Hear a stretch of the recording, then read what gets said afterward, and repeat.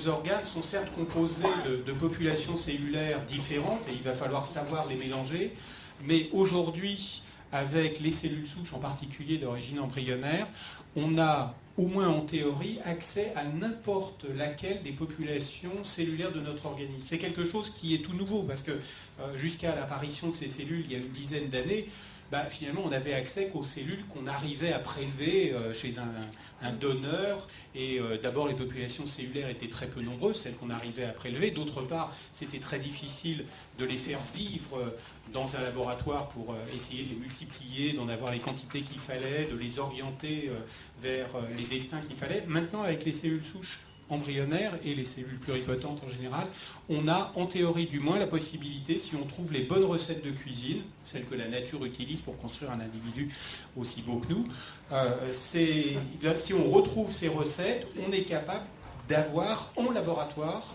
les populations qu'on veut. À partir du moment où on a les populations qu'on veut, qu'est-ce qui manque pour faire un organe? Il faut leur apprendre à se mélanger. Et en laboratoire, par exemple, aujourd'hui, on a parlé de l'épiderme. L'épiderme qu'on vient de publier, c'est un épiderme tout bête qui a été fait à partir d'une seule population cellulaire, c'est la population de kératinocytes.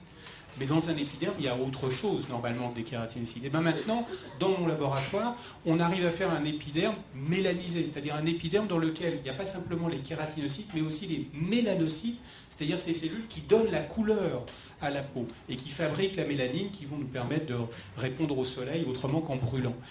Comment on peut aller au-delà et faire une forme? Là, il faut s'adresser aux biophysiciens et aux biochimistes pour qu'ils nous donnent des biomatériaux, c'est-à-dire des matériaux qui sont compatibles avec la vie, qui font la forme, le patron dans lequel les cellules doivent s'organiser et qu'on arrive, par des techniques de culture de cellules appropriées, à peupler ces moules en interne, en externe. Ça commence à exister aujourd'hui avec des petits vaisseaux sanguins. Je trouve que M. Pijorski est très optimiste. C'est tout à fait intéressant. Mais je pense qu'il faut quand même que le public sache que c'est pas facile de constituer un organe. Il suffit de voir comment cet organe se forme dans l'embryon pour se rendre compte que pour avoir ne serait-ce que les glandes cutanées qui se dérivent de l'épiderme, il y a la nécessité d'avoir plusieurs tissus qui interagissent les uns avec les autres au cours de la vie embryonnaire. C'est peut-être pour cela que ni vous, ni tous les gens qui ont fait des cultures de peau avant vous, même avec des cellules embryonnaires souches, personne jusqu'ici n'a pu réaliser la véritable morphogénèse des dérivés de la peau.